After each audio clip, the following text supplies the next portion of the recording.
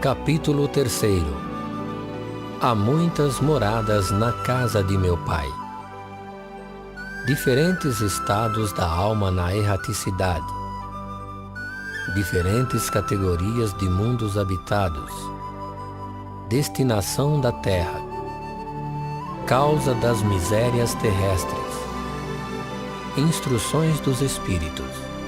Mundos superiores e mundos inferiores. Mundos de expiação e de provas. Mundos regeneradores. Progressão dos mundos.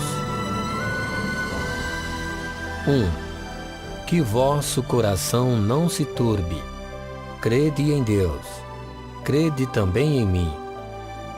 Há muitas moradas na casa de meu Pai. Se assim não fosse, eu já vos teria dito. Porque eu me vou para vos preparar o lugar, e depois que eu tenha ido, e que vos tenha preparado o lugar, eu voltarei e vos retomarei para mim, a fim de que lá onde eu estiver, aí estejais também. São João, capítulo 14, versículos 1, 2 e 3. Diferentes estados da alma na erraticidade. 2. A casa do Pai é o universo. As diferentes moradas são os mundos que circulam no espaço infinito e oferecem aos espíritos encarnados moradas apropriadas ao seu adiantamento. Independentemente da diversidade dos mundos, essas palavras podem também ser entendidas como o estado feliz ou infeliz do espírito na erraticidade. Segundo ele seja mais ou menos depurado e desligado dos laços materiais, o meio em que se encontra, o aspecto das coisas, as sensações que experimenta, as percepções que possui, variam ao infinito.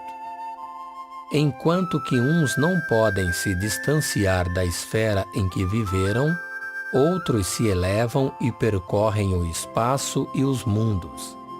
Enquanto certos espíritos culpados erram nas trevas, os felizes gozam de uma claridade resplandecente e do sublime espetáculo do infinito. Enquanto, enfim, que o mal, atormentado de remorsos e de lamentações, frequentemente só, sem consolação, separado dos objetos da sua afeição, geme sob o constrangimento dos sofrimentos morais, o justo, reunido àqueles que ama, goza as doçuras de uma indizível felicidade. Lá também há, pois, várias moradas, embora não sejam nem circunscritas nem localizadas. Diferentes categorias de mundos habitados. 3. Do ensinamento dado pelos espíritos, resulta que os diversos mundos estão em condições muito diferentes uns dos outros quanto ao grau de adiantamento ou de inferioridade de seus habitantes. Entre eles, há os que seus habitantes são ainda inferiores aos da terra, física e moralmente. Outros estão no mesmo grau, e outros lhes são mais ou menos superiores em todos os aspectos. Nos mundos inferiores, a existência é toda material, as paixões reinam soberanamente e a vida moral é quase nula. À medida que esta se desenvolve, a influência da matéria diminui, de tal sorte que, nos mundos mais avançados, a vida, por assim dizer, é toda espiritual. 4. Nos mundos intermediários, há mistura do bem e do mal, predominância de um ou de outro, segundo o grau de adiantamento.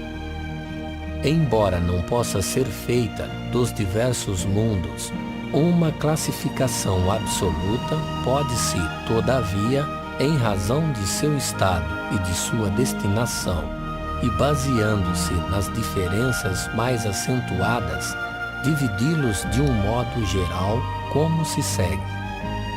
Os mundos primitivos destinados às primeiras encarnações da alma humana. Os mundos de expiação e de provas, onde o mal domina.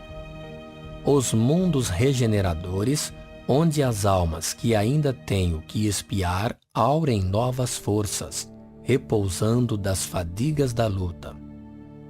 Os mundos felizes, onde o bem se sobrepõe ao mal. Os mundos celestes ou divinos, morada dos espíritos depurados, onde o bem reina inteiramente.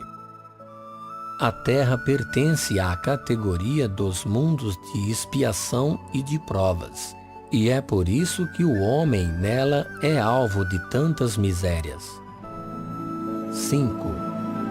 Os espíritos encarnados sobre um mundo, a ele não estão ligados indefinidamente, e não cumprem nele todas as fases progressivas que devem percorrer para atingirem a perfeição.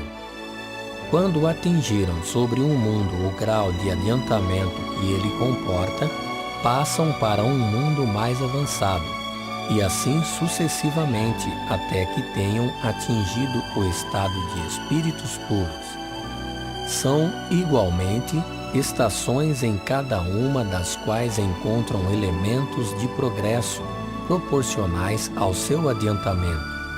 É para eles uma recompensa passar para um mundo de ordem mais elevada, como é um castigo prolongarem sua demora em um mundo infeliz, ou serem relegados para um mundo mais infeliz ainda que aquele que são forçados a deixar quando são obstinados no mal.